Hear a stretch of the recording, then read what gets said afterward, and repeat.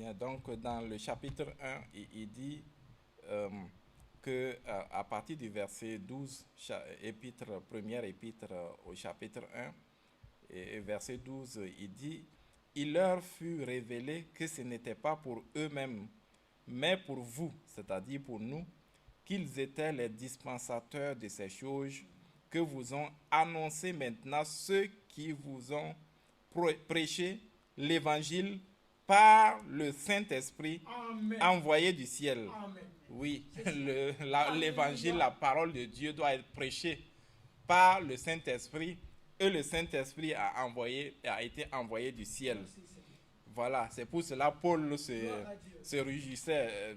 C'est plus si c'est je crois que c'est les Thessaloniciens ou c'est les Philippiens où l'apôtre Paul leur dit ceci dans Philippiens au chapitre 1, soit c'est Philippiens ou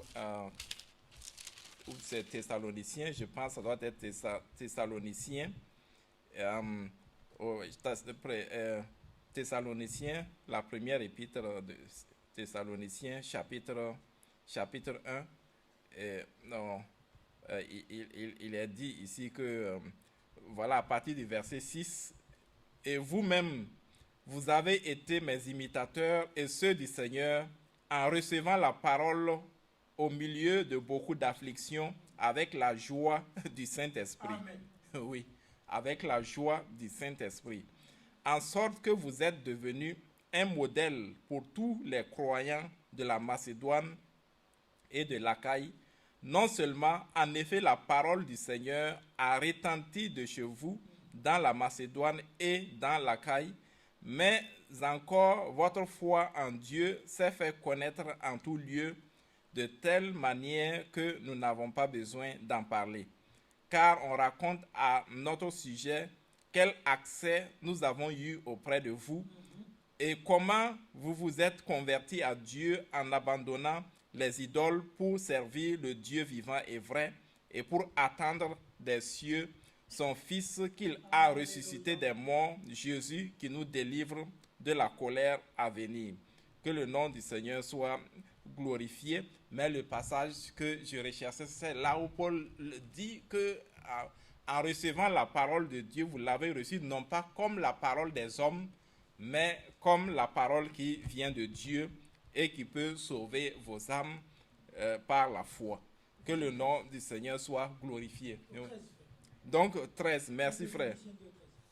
Donc nous lisons le verset 13, donc 1 Thessaloniciens chapitre 2 verset 13. C'est pourquoi nous rendons continuellement grâce à Dieu de ce qu'en recevant la parole de Dieu que nous vous avons fait entendre, vous l'avez reçue non comme la parole des hommes, mais ainsi qu'elle est véritablement comme la parole de Dieu qui agit en vous qui croyez.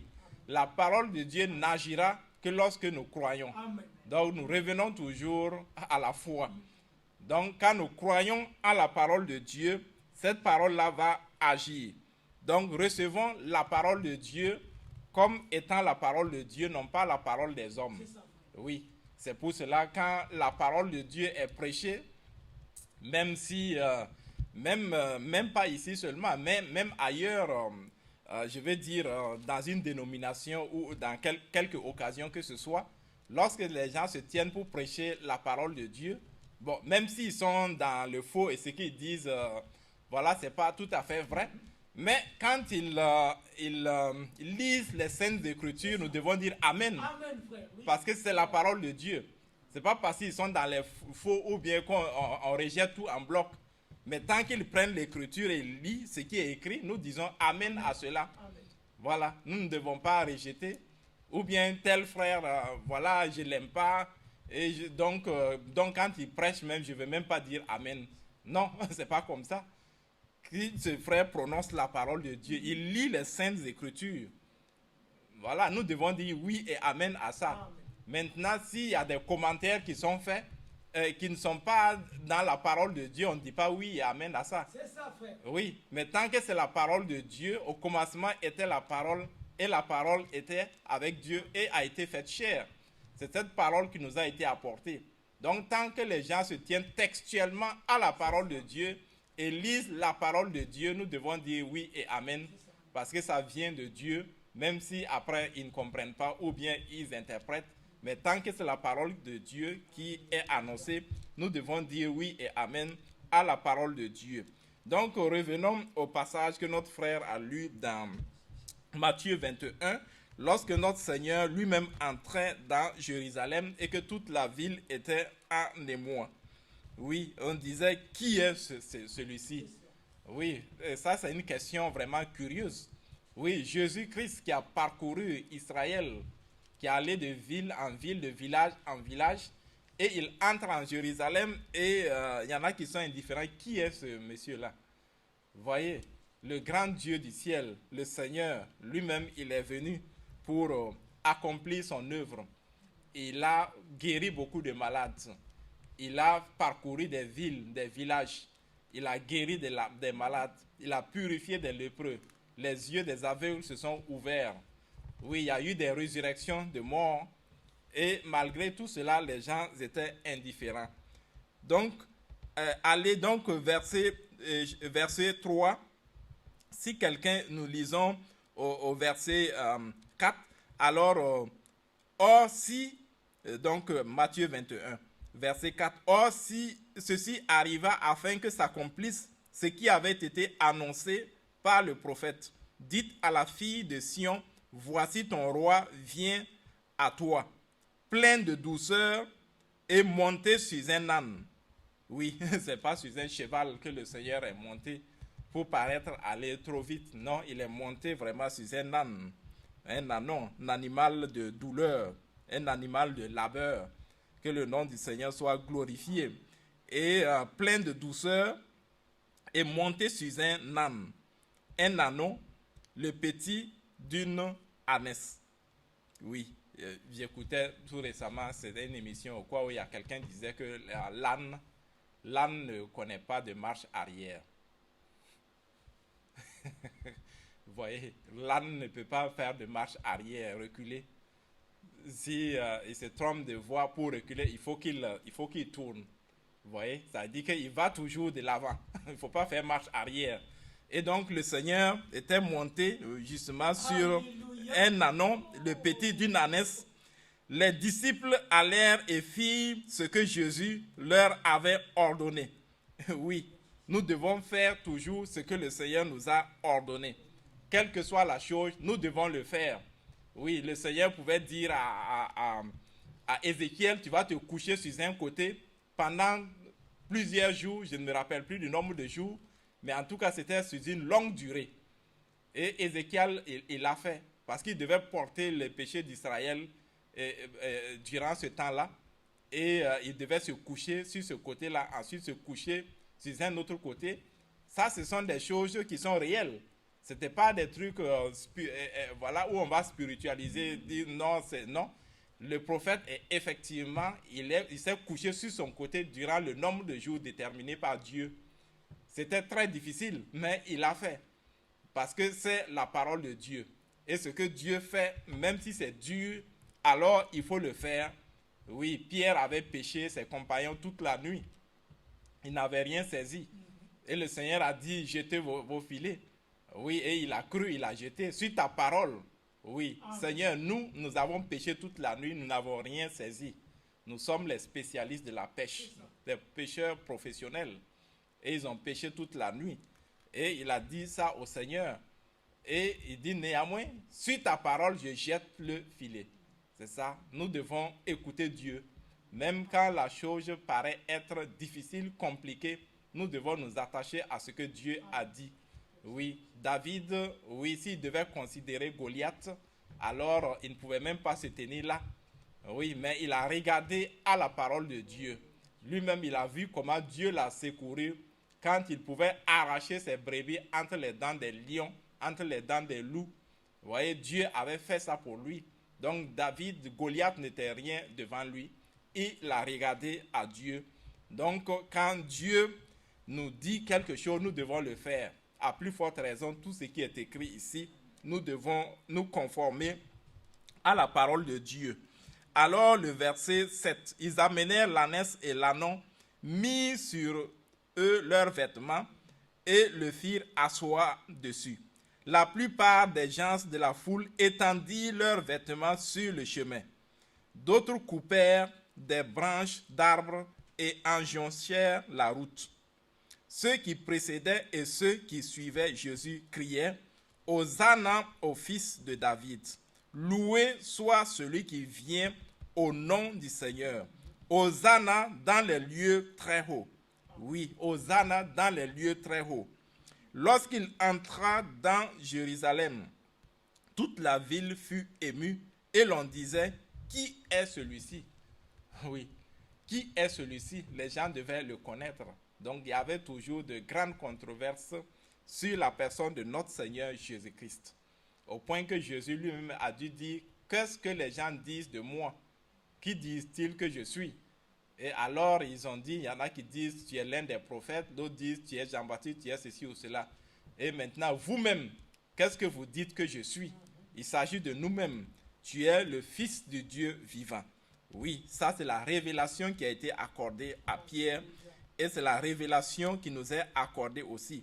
Donc nous voyons que alors le Seigneur, oui, et la foule répondait, c'est Jésus, le prophète de Galilée. Oui, le prophète de Galilée, c'était même pas le prophète de Dieu, c'est le prophète de Galilée. Non, il venait de Galilée, mais il n'était pas prophète de Galilée. C'était le prophète de Dieu. C'est Dieu lui-même qui est venu de cette manière-là. Et dont on dit ici, c'est le prophète de Galilée. Et donc, plus haut, voilà le verset 5. Je vais relire le verset 5. Dites à la fille de Sion, voici ton roi vient. Oui, voici ton roi vient à toi. Oui, ton roi vient à toi. Oui, c'est notre roi. Et ils ne l'ont pas reconnu, ils l'ont rejeté. Mais le Seigneur, c'est notre roi. Le Amen. Seigneur nous a introduits dans son royaume. Nous sommes des fils du royaume, il est notre roi. Et donc, nous n'allons pas avoir le même type de comportement que ces personnes-là ici, mais nous reconnaissons notre Seigneur comme notre roi. Et le Seigneur a dit dans Jean, nous voyons le témoignage du Seigneur. Le témoignage du Seigneur dans Jean au chapitre 18. Nous pouvons même lire, déjà avant de lire Jean au chapitre 18, nous lisons dans 1 Timothée le chapitre 6. 1 Timothée le chapitre 6. 1 Timothée chapitre 6, nous lisons à partir du verset 11. La Bible dit ici, pour toi, homme de Dieu, fuis ces choses et recherche la justice, la piété, la foi, l'amour, la patience, la douceur. Oui, fuir quelle chose? Ce qui doit être fui, c'est écrit précédemment. Donc, verset 12. Combat le bon combat de la foi. Saisis la vie éternelle à laquelle tu as été appelé. Donc, combat le bon combat de la foi. Nous sommes dans un combat de la foi. Et nous voyons que l'ange, le chef des armées de l'Éternel, à travers cet ange dont le frère a parlé, qui s'est présenté à Josué. Oui, nous voyons que cet ange-là, il avait quoi? Il avait son épée, c'est dans Josué. Dans Josué, le chapitre 3 ou 4 de Josué. Donc, dans Josué, au chapitre 5, verset 13. Josué, chapitre 5, verset 13. Comme Josué était près de Jéricho, il leva les yeux et regarda. Oui, certainement que Josué cherchait une solution au problème qui était là. Voilà. Donc, il cherchait la solution et alors il leva les yeux et regarda. Voici un homme se tenait debout devant lui, son épée nue dans la main. Oui, cet homme était prêt au combat. L'épée n'était pas rangée, l'épée n'était pas dans son fourreau. Oui, mes frères et mes sœurs, nous aussi, le Seigneur nous a appelés au combat de la foi. Donc, nous devons avoir nos épées nues. Nous ne devons pas ranger nos épées. La Bible dit que nous n'avons pas à lutter contre la chair et le sang, mais contre les esprits mauvais dans les lieux célestes, contre les dominations, contre les autorités. Oui, tous ces démons, ces esprits mauvais, nous n'avons pas à lutter contre eux. Et la Bible dit de nous revêtir de l'armure que le Seigneur nous a donnée. Et le Seigneur nous a donné quoi comme armure? Nous lisons dans Éphésiens. Éphésiens au chapitre 6. Éphésiens au chapitre 6. Donc, Éphésiens au chapitre 6. Donc, ayons aussi, nous aussi, nos épées vraiment nues, prêts au combat. Oui, comme cet homme-là, l'ange de l'Éternel, il est l'Éternel des armées. Et comme l'ange ici, qui tenait cette épée, qui était une épée nue, nous aussi, nous devons avoir nos épées nues et combattre. Donc, dans Éphésiens, le chapitre 6, nous lisons que nous n'avons pas, le chapitre 6, à partir du verset 11, il est écrit « Revêtez-vous de toutes les armes de Dieu afin de pouvoir tenir ferme contre les ruses du diable. Car nous n'avons pas à lutter contre la chair et le sang, mais contre les dominations, contre les autorités, contre les princes de ce monde de ténèbres, contre les esprits méchants dans les lieux célestes. » Oui, les esprits méchants sont encore dans les lieux célestes. Donc souvent, je pense que non, ils sont sur la terre seulement, ils sont aussi dans les lieux célestes. Puisque Satan est encore là-bas, aussi dans les lieux célestes, il nous sera précipité. Lorsque nous serons pris de la terre, c'est alors que Michael combattra avec le dragon et ses anges qui ne seront pas trouvés vainqueurs et ils seront précipités sur la terre. C'est à ce moment que le dragon aussi va entrer dans l'antéchrist, qui va prendre du pouvoir. Vous voyez? Et donc, nous avons à lutter contre des esprits méchants dans les lieux célestes. C'est pourquoi prenez toutes les armes de Dieu afin de pouvoir résister dans le mauvais jour. Nous sommes dans le mauvais jour actuellement. Et tenir ferme après avoir tout surmonté. Oui, nous devons tout surmonter et être ferme, comme la Bible le dit ici. Tenez donc ferme, ayez à vos reins la vérité comme ceinture. Revêtez-vous de la cuirasse de la justice. Oui, la cuirasse, quand on porte la cuirasse tout autour de sa taille. Oui, la poitrine, le dos, protégé par la cuirasse. Oui, et alors, mettez pour chaussure à vos pieds le zèle que donne l'évangile de paix. Prenez par-dessus tout cela le bouclier de la foi, avec lequel vous pourrez éteindre tous les traits enflammés du malin. Prenez aussi le casque du salut et l'épée de l'esprit qui est la parole de Dieu. Faites en tout temps par l'esprit toutes sortes de prières et de supplications. Veillez à cela avec une entière persévérance et priez pour tous les saints. Vous voyez ici que alors nous devons porter toutes les armes de Dieu. Nous devons nous en revêtir. C'est ce que la Bible dit. Les armes de Dieu sont là. Maintenant, c'est nous qui devons faire l'effort pour nous revêtir de ces armes. Afin d'utiliser ces armes, nous ne devons pas ranger ces armes au placard. Nous ne devons pas mettre ces armes de côté. L'ange ici avait son arme nue, son épée nue, prêt au combat. Est-ce que nous aussi, nous avons revêtu nos armes? Oui, parce que le combat est rude. Le combat est âpre. Nous sommes dans la dernière ligne droite. Et l'ennemi veut entraîner plus de personnes avec lui dans son camp. Donc, nous devons vraiment faire usage de toutes les armes que Dieu nous a accordées. Et ce sont des armes puissantes, des armes de victoire que le Seigneur nous a accordées. Donc, revêtons-nous, oui, des armes de Dieu. Oui, le Seigneur, c'est lui-même qui nous revêt ses armes. Donc, prenons ces armes, utilisons ces armes. Si nous n'utilisons pas ces armes, alors nous serons faibles. Et l'ennemi va gagner sur nous. Mais si nous prenons ces armes, nous serons victorieux. Amen.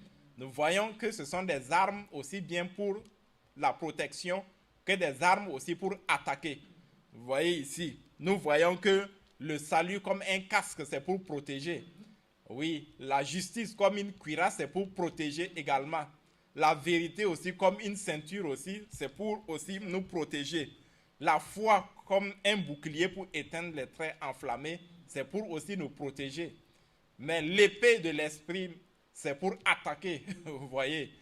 Et l'évangile, les ailes que donne l'évangile aussi à nos pieds, c'est pour attaquer. Oui, pour propager l'évangile, pour proclamer l'évangile. Et quand nous proclamons l'évangile, c'est une arme puissante que nous utilisons. Oui, et que le nom du Seigneur soit glorifié. Donc, je disais que nous allions lire 1 Timothée 6. Donc, à partir du verset 11, il est dit, pour toi, homme de Dieu, fuis ces choses et recherche la justice, la piété, la foi, l'amour, la patience, la douceur. Combat le bon combat de la foi. Oui, c'est ça, nous pourrions combattre le bon combat de la foi quand nous aurions revêtu toutes ces armes. Saisis la vie éternelle à laquelle tu as été appelé et pour laquelle tu as fait une belle confession en présence d'un grand nombre de témoins.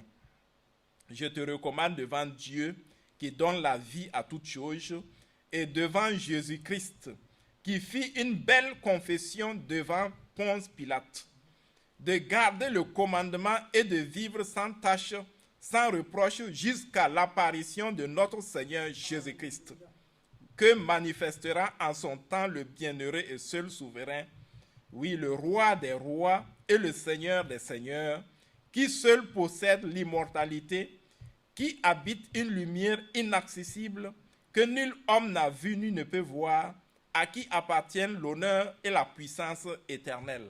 Le même Dieu invisible qu'on ne peut voir dans toute sa gloire et dans toute sa majesté s'est révélé en la personne de notre Seigneur Jésus-Christ, pour que nous puissions toucher le divin dans cette dimension et que nous aussi, nous soyons des fils et des filles de Dieu. Et donc, il est dit ici que, donc le verset 14, de garder le commandement, de vivre sans tâche, sans reproche, jusqu'à l'apparition de notre Seigneur Jésus-Christ. Oui, nous devons vivre sans tâche. Nous devons vivre dans la sanctification. Oui, donc c'est pour cela les gens qui prêchent la grâce infinie, oui, ça dit que c'est quelque chose qui est insidieux. Et on dit, voilà, Dieu nous a fait grâce, il nous a pardonné tous nos péchés. Oui, et comme il nous a pardonné tous nos péchés, maintenant c'est fini, j'ai la grâce. Maintenant, je fais ce que je veux. Tout ce que je vais faire, déjà, tout est déjà pardonné, tout est déjà, voilà, je suis justifié une bonne fois pour toutes. Donc, je peux mener la vie que je mène maintenant puisque je suis sous la grâce de Dieu. Oui, ça, c'est pas comme ça avec notre Seigneur. Non, non, non et non. La Bible dit que nous devons rester, voilà, et garder le commandement jusqu'à l'apparition de notre Seigneur Jésus-Christ. Et donc, nous devons vivre, comme la Bible dit ici, et vivre sans tâche, sans reproche, jusqu'à l'apparition de notre Seigneur Jésus-Christ. Oui, que le Seigneur lui-même nous fasse grâce pour que nous soyons sans tâche, sans reproche. Et cela se fait par la sanctification, le lavage d'eau de la parole de Dieu, qui nous lave pour que nous soyons saints, irrépréhensibles et sans reproche devant Dieu. Donc, la Bible parle ici de la confession de notre Seigneur Jésus lui-même devant Pilate. Oui, quelle est la confession de notre Seigneur devant Pilate? Et la confession de notre Seigneur devant Pilate, ça doit être notre confession à nous Amen. Aussi. Oui, puisque le Seigneur est venu lui-même, il a pris notre place à Golgotha. Donc nous lisons dans Jean le chapitre 18. Nous lisons Jean le chapitre 18 à partir du verset 33. Jean 18, l'évangile de Jean 18, verset 33. Pilate rentra dans le prétoire, appela Jésus et lui dit, « Es-tu le roi des Juifs ?» Oui, il devait le savoir. Jésus lui répondit, « Est-ce de toi-même que tu dis cela ou d'autres te l'ont dit de moi ?» Oui, il faut que la chose nous soit révélée. Voilà, pas qu'un tel dise ceci ou cela, non. Il faut que cela nous soit révélé. Donc, Pilate répondit, « Moi, suis-je juif? ta nation et les principaux sacrificateurs t'ont livré à moi. Qu'as-tu fait? Mon royaume n'est pas de ce monde, répondit Jésus. Oui, nous aussi, nous devons proclamer ça avec le Seigneur. Notre royaume n'est pas de ce monde. Oui, nous vivons dans ce monde, mais nous n'appartenons pas à ce monde. Oui, nous vivons dans ce monde, mais nous appartenons au royaume de Dieu. Nous vivons déjà dans le royaume de Dieu. Oui, spirituellement, en attendant que le royaume de Dieu soit concrètement manifesté lorsque Jésus-Christ lui-même apparaîtra et qu'il nous prendra auprès de lui et que nous serons dans la Jérusalem céleste et que nous allons régner avec le Seigneur pendant 1000 ans. C'est en cela que le Seigneur, c'est notre roi. Oui, mon royaume n'est pas de ce monde, répondit Jésus. Si mon royaume était de ce monde, mes serviteurs auraient combattu pour moi, afin que je ne sois pas livré aux Juifs. Oui, voyez que Pierre, qui n'était même pas un guerrier, un combattant, je vais dire, qui n'avait pas fait l'armée et qui n'avait pas été soldat du tout, voyez comment il a pu manier l'épée jusqu'à couper l'oreille, trancher l'oreille d'un coup de cette personne-là, d'un des soldats qui était venu arrêter Jésus. Vous voyez, il aurait pu même se dire que Dieu m'a vraiment fait grâce parce qu'il aurait pu faire éclater sa tête ou en tout cas, vous voyez, c'est ça. Et vous voyez, Pierre, lui-même sans formation, vous voyez ce qu'il a pu faire avec l'épée. Vous voyez comment Abraham, qui était berger, a pu s'attaquer à plusieurs rois. Oui, avec des moyens simples. Il a organisé ses hommes et ils ont attaqué ces rois qui avaient pris Lot, qui avaient enlevé Lot et qui avaient pris beaucoup de biens. Lui qui n'était pas soldat ni rien. Alors, voyez ce qu'il a pu faire avec l'aide de Dieu. Lui, un berger qui va défaire des professionnels de la guerre. Tous ces rois avec ces guerriers, ces soldats bien entraînés. Voyez comment quand Dieu est avec une personne, tout est possible. Oui, et c'est pour cela que Samson pouvait alors tuer 1000 personnes avec une mâchoire d'âne. Vous voyez quelle puissance Dieu peut mettre aussi dans les hommes. Et même pendant la persécution des chrétiens, oui, lorsqu'ils étaient jetés dans les arènes, il arrivait des moments où ces chrétiens ont déchiré les lions. Vous voyez, ce n'est pas tout le monde qui a été vite dévoré par les lions. Il y en a qui ont déchiré des lions. Parce que Dieu leur avait donné cette force. C'est pour dire avec Dieu, tout est vraiment possible. Et que quelqu'un qui n'est rien, qui n'est qu'un berger, il peut faire de lui un guerrier. Alors, si le Seigneur a pu faire d'Abraham, oui, d'un simple berger, il fait de lui maintenant un guerrier, un victorieux, oui, par des armes. À combien plus forte raison le Seigneur peut faire de nous des victorieux, oui, par les armes qu'il nous a données, que nous avons vues dans Éphésiens 6. Que le nom du Seigneur soit glorifié. Donc, voyez ce que Pierre a fait. Donc, les serviteurs, les apôtres, les disciples pouvaient combattre pour que le maître ne soit pas livré. Mais ce n'était pas le temps de combattre ainsi, c'était le temps où le Seigneur devait être livré afin que le sacrifice soit accompli à Golgotha pour nous. Et donc, dans Jean, je continue à lire, « Mon royaume n'est pas de ce monde, répondit Jésus. » Oui, si nous aussi nous pouvons proclamer que notre royaume n'est pas de ce monde. Oui, Jésus pouvait dire que si Jérusalem, Jérusalem, toi que tues les prophètes, si au moins tu avais connu ce jour de ta visitation. Oui, s'il avait connu ce jour-là, il n'aurait pas crucifié le Seigneur de gloire. Donc le Seigneur nous a accordé aussi un royaume. Nous devons affirmer ce royaume. Nous sommes dans ce royaume et nous devons proclamer avec le Seigneur que notre royaume n'est pas de ce monde. C'est pour cela que nous ne devons pas nous livrer à des combats mondains dans ce monde. Des combats perdus d'avance, puisque ce monde est complètement perdu. Dieu, j'avais dit, ne réforme pas ce monde, alors il fait une nouvelle création, tout simplement. Et donc, ce n'est pas dans ce monde-là que nous allons nous consacrer au combattre, parce que tout cela ira à sa fin. Si mon royaume était de ce monde, mes serviteurs auraient combattu pour moi afin que je ne sois pas livré aux Juifs. mais maintenant mon royaume n'est pas d'ici-bas. Notre royaume n'est pas d'ici-bas. Si nous avons conscience que notre royaume n'est pas d'ici-bas, alors nous allons prendre à cœur notre préparation. Vous voyez, que le nom du Seigneur soit glorifié. Toute notre attention sera attirée par le royaume de Dieu. Nous n'allons pas considérer les choses d'ici-bas. Donc nous n'allons pas nous battre pour les choses d'ici-bas, mais nous allons nous battre pour les choses d'en haut. Oui, parce que nous sommes d'en haut et nous avons été ressuscités avec Christ. Et la Bible dit, étant ressuscités avec Christ, nous devons aspirer aux choses d'en haut et non pas aux choses qui sont sur la terre. Car notre vie, nous sommes morts et notre vie a été cachée avec Christ en Dieu. Et quand Christ, notre vie, apparaîtra, alors nous apparaîtrons aussi avec lui. Que le nom du Seigneur soit glorifié. Donc, si mon royaume était de ce monde, oui, mes serviteurs auraient combattu pour moi afin que je ne sois pas livré aux Juifs.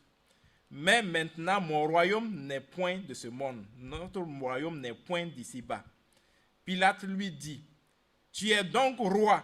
Jésus lui dit, tu le dis, je suis roi. Oh, combien c'est merveilleux. C'est le seul roi, vous voyez. C'est le seul qui est né roi. Il n'y a jamais un roi qui est né roi. Ça n'existe pas. Oui. Celui qui naît du roi, c'est un prince. C'est après qu'il est consacré roi. Mais notre Seigneur, lui, c'est le roi des rois. Donc, c'est pour cela qu'il dit, il est né roi. Il était déjà roi. Il est le Dieu Tout-Puissant, le roi, le Seigneur de toute la terre. Donc, étant sur la terre, il reste le même roi. Je suis né roi. Oui, le Seigneur, lui-même, il est né roi. Et un roi, il a des princes. Et les princes naissent de lui. Et c'est en cela que nous sommes des princes. Oui, parce qu'étant nés de Dieu, nous sommes des fils de Dieu vivant. Nous sommes des fils du royaume. Donc nous sommes des princes. Oui, nous avons notre Seigneur qui est roi.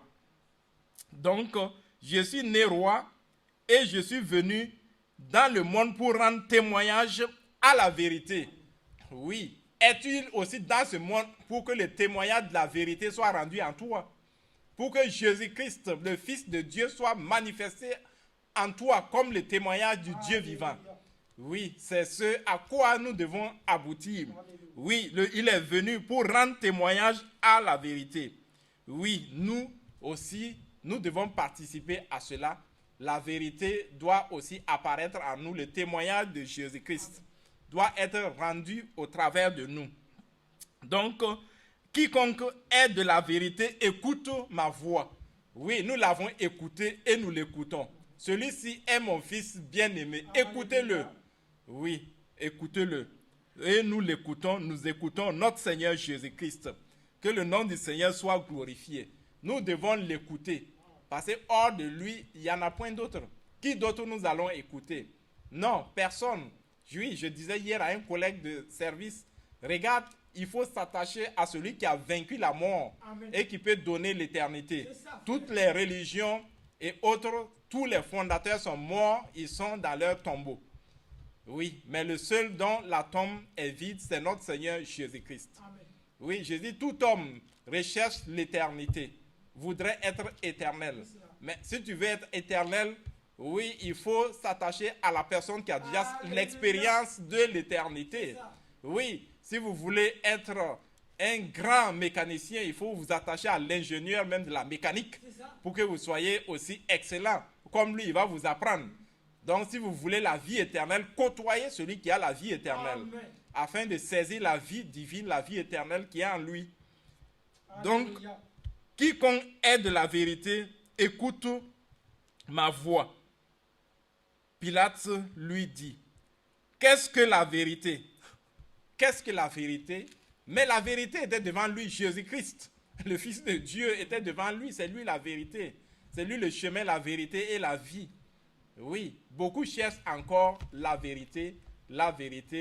Ils parcourent monts et vaux pour avoir la vérité. Mais la vérité est juste à côté d'eux. La Bible est là, la parole de Dieu est là. Alors prends-la, médite-la, demande l'air de Dieu, sans préjugés ni rien, sans tenir compte des religions ni des dénominations. Mets-toi devant Dieu et dans ton cœur sincère, recherche Dieu avec ta Bible et Dieu seul. Et Dieu va se montrer, va se révéler à toi. Puisqu'il a dit, si vous me cherchez, je me laisserai trouver. Le problème, c'est qu'on le cherche à travers des subterfuges. On a déjà nos idées, on a déjà nos conceptions, on a déjà nos religions, nos dénominations, on a nos a priori et nos raisonnements. Et ça constitue un blocage. Donc, on ne le cherche pas réellement de tout notre cœur. Alors que si on met de côté tout cela et qu'on recherche le Seigneur de tout notre cœur, alors le Seigneur va prendre plaisir à se révéler à nous. Donc, mon royaume n'est pas ici-bas. Donc, nous aussi, nous pouvons proclamer avec le Seigneur. C'est ça le témoignage de notre Seigneur Jésus-Christ. Et ce témoignage-là doit être une réalité divine en chacun de nous. Donc, nous lisons dans Hébreux au chapitre 1. Au chapitre 1 de Hébreux, il est écrit à partir du verset 1. Après avoir autrefois à plusieurs reprises et de plusieurs manières parlé à nos pères par les prophètes, Dieu dans ces derniers temps nous a parlé par le Fils. Il a établi héritier de toutes choses. Par lui, il a aussi créé l'univers. Donc, il a établi héritier de toutes choses pour que nous soyons co-héritiers avec lui. Tout ce que Dieu fait, ce n'est pas pour lui-même, c'est pour nous. C'est ce qu'il faut toujours considérer. Car Dieu a tellement aimé le monde qu'il a donné son Fils unique, afin que quiconque croit en lui ne périsse point, mais qu'il ait la vie. Tout ce qu'il a fait, c'est pour nous. C'est pour que l'homme soit sauvé. Oh, quel amour! Parce que Dieu n'avait pas besoin de tout cela. Il pouvait faire comme il a dit à Moïse. Oui, lorsque le peuple s'est révolté, alors il a dit, Moïse, toute cette génération-là, ils ne rentreront pas, je vais tous les éliminer et je vais recommencer une nouvelle génération avec toi. Oui, le Seigneur aurait pu le faire. Oui, et le Seigneur aurait pu le faire aussi avec ce monde, tout raser et puis recommencer. Vous voyez, et Moïse a dit non, si tu le fais, tous les peuples vont se moquer. Voilà, l'Éternel les a fait sortir et il n'avait pas la possibilité de les faire entrer, c'est pour cela qu'il les a tués dans le désert. Et Dieu a fait grâce et Dieu a remédié à sa colère, qui était tout à fait normale et tout à fait légitime. Quand on regarde toute cette puissance qui a été déversée, tous ces miracles puissants qui ont été accomplis. Oui, la mer rouge même qui s'est ouverte avec l'eau de part et d'autre qui étaient comme des murs, oui, de béton. L'eau était condensée comme des murs de béton et ils ont pu voir, ils ont pu traverser à sec. Oui, quand on a vu Dieu dans sa puissance et qu'on est incrédule, il ne reste plus rien à faire. Il ne reste plus rien à faire puisqu'ils ont vu. Oui, la Bible dit heureux celui qui croit sans avoir vu. Mais eux, ils avaient vu. Ils avaient vu la puissance même de Dieu, la manifestation, la puissance de Dieu. Ils voyaient la colonne de feu de manière visible. Oui, et la colonne de nuée de manière visible. Ils voyaient quand Dieu descendait sur la tente d'assignation, lorsque Moïse y entrait. Oui, ils ont vécu toutes ces expériences-là jusqu'à recevoir la manne qui descend du ciel. Oui, et la manne, oui, chaque jour qui descendait du ciel. Oui, c'était vraiment, on peut dire, le paradis même sur terre. Même quand bien même ils étaient dans le désert, leurs chaussures ne se sont point usées. Oui, et ils étaient guéris de leurs maladies. Dieu les préservait. Ils étaient en bonne santé. Et ils avaient tout ce dont ils avaient besoin. Ils avaient l'eau qui sortait de la roche. Et ils buvaient au rocher qui les suivait. Et ce rocher était Christ. Vous voyez un peu quand on s'imagine dans quelles conditions ils étaient. Ils n'avaient même pas besoin de travailler. Oui, ils étaient nourris gratuitement. Chaque jour, ils recevaient leur part de nourriture et la nourriture qui descendait du ciel. Donc, ils avaient tout. Ils n'avaient plus des soucis, de ceci ou cela comme nous. Oui, c'était un peu comme un paradis dans le désert. Un oasis dans le désert. Vous voyez, un royaume se déplaçant, mouvant avec tout ce dont ils ont besoin. Et tous les ceux qui s'attaquaient à eux, ils étaient défaits, ils étaient vaincus. Eux qui étaient tout simplement des ouvriers, des esclaves et tout ça, ils sont arrivés à conquérir de grandes armées. Og, Og et tous ces rois-là qui sont venus, tous ces rois ont été vaincus. Ils ont vu la puissance de Dieu se manifester. Et comment on peut être incrédule et ne pas croire. Après avoir vu tout cela, il ne restait plus rien à faire. Vous voyez, il n'y avait plus rien à faire. Dieu avait fait tout ce qu'il pouvait faire. Tous les miracles ont été faits. Oui, tout ce qui devait être fait a été fait. Mais eux sont restés incrédules. Oui, c'est pour cela que nous ne sommes pas attachés aux miracles. Et bien sûr que les miracles, les prodiges, ça fait partie de la vie chrétienne. Mais ce n'est pas ça qu'on doit mettre de l'avant. Parce que ce n'est pas ça qui va sauver. Non, c'est en écoutant Dieu, en écoutant la parole de Dieu, en suivant Jésus-Christ, c'est ce qui va sauver. Il y a beaucoup de personnes qui ont été guéries sous le ministère de notre Seigneur Jésus-Christ. Partout, tous ceux qui sont venus à lui ont toujours été guéris, tous. Mais à la croix, il était seul. Oui, face à ses oppresseurs, face à ses bourreaux. Oui, il n'y avait que quelques femmes qui ont eu le courage de rester là et même de retourner au tombeau, voilà, pour apporter des aromates. Tous les autres avaient fui. Oui, tous ceux qui avaient été guéris, voilà, sous son ministère et toutes ces personnes, où étaient-ils quand le Seigneur lui-même devait aller à la croix? Tous ceux qui ont été guéris, ce sont des milliers et des milliers. Voilà. S'il voulait s'élever contre la crucifixion, ça n'allait même pas pu se faire. Parce que l'armée romaine, c'est une poignée d'hommes, avec des milliers et des milliers de personnes. Mais où étaient toutes ces personnes-là? Vous voyez, c'est pour dire que les signes, les miracles et tout ça, ce n'est pas ça qui sauve. Ils avaient goûté à tout ça.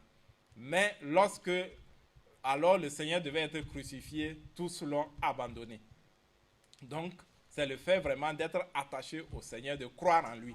C'est ça vraiment qui est important. Et ensuite, cela est confirmé maintenant par des signes, par des miracles et par des prodiges, comme il est écrit ici dans Hébreux chapitre 2. Et il est dit, c'est pourquoi nous devons d'autant plus nous attacher aux choses que nous avons entendues, de peur que nous ne soyons emportés loin d'elles. Oui, mes frères et sœurs, nous devons nous attacher aux choses que nous avons entendues, de peur que nous soyons éloignés loin de ces choses. Et c'est pour cela que le Seigneur avait dit à Moïse et aussi à Josué, oui, garde la parole de Dieu, qu'elle soit comme un fronteau entre tes deux yeux. Oui, tu l'inculqueras à tes enfants. Oui, tu la liras quand tu seras en voyage partout. Que cette parole ne s'éloigne pas de toi. Donc nous devons véritablement nous attacher aux choses que nous avons entendues. Si nous ne sommes pas attachés à ces choses-là, nous risquons de perdre ces choses. À un moment donné, la mémoire va défaillir et comme nous ne sommes plus entraînés à lire et à méditer la parole de Dieu, nous allons perdre beaucoup de choses. Et nous allons nous éloigner de ce qui vraiment avait, ce que nous avons entendu. Vous voyez, le frère Franck, aujourd'hui, il a des difficultés pour lire. Voilà, et il faut qu'une personne lise la parole pour lui, mais quand il prêche, la parole de Dieu lui vient. Et même il sort la parole de Dieu avec des versets et tout. Ça veut dire qu'il s'est attaché vraiment à ce qu'il a entendu. Il a médité, il a conservé cela, et c'est quelque chose qui est en lui. C'est quelque chose même qui doit être véritablement en nous. Vous voyez, la Bible, on a essayé de faire disparaître la Bible à travers les siècles. Vous voyez, mais la Bible a subsisté.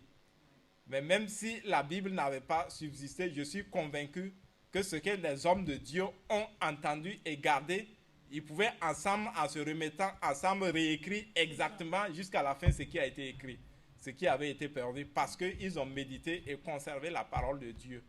Nous devons donc garder la parole de Dieu. La Bible dit qu'elle doit être comme une ancre de notre âme. Oui, notre âme doit être ancrée en cela. Vous voyez, quand les navires, les gros navires, les gros aussi gigantesques, que sont ces navires-là.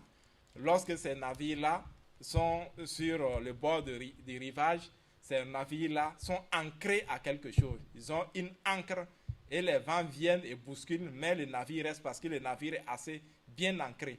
Et l'ancre, c'est juste un petit truc qui est placé où le navire est ancré. Donc, c'est en cela que nous aussi, notre foi doit être ancrée dans la parole de Dieu, ancrée donc dans notre Seigneur Jésus-Christ. Donc, de peur que nous ne soyons emportés loin d'elle. Car si la parole annoncée par des anges a eu son effet, et si toute transgression et toute désobéissance ont reçu une juste rétribution, comment échapperons-nous en négligeant un si grand salut? C'est ça le problème ici. Est-ce que nous négligeons ce grand salut que le Seigneur nous a accordé? La Bible dit que nous ne devons pas être négligents, sinon nous allons être emportés loin de ce que nous avons entendu. Oui, et c'est comme si notre mémoire même était complètement effacée. Que le nom du Seigneur soit glorifié et qu'il nous donne de ne pas être négligents, mais de prendre ce salut, ce grand salut-là, à cœur. Oui, parce que pour ce grand salut, Dieu lui-même, il est venu en Jésus-Christ pour nous sauver, pour nous racheter. Quel amour et quelle compassion de sa part. Donc nous ne devons pas négliger, ce sacrifice, perpétuel que le Seigneur lui-même il a accompli. Le salut annoncé d'abord par le Seigneur nous a été confirmé par ceux qui l'ont entendu. Oui, le salut qui a été annoncé, par le Seigneur nous a été confirmé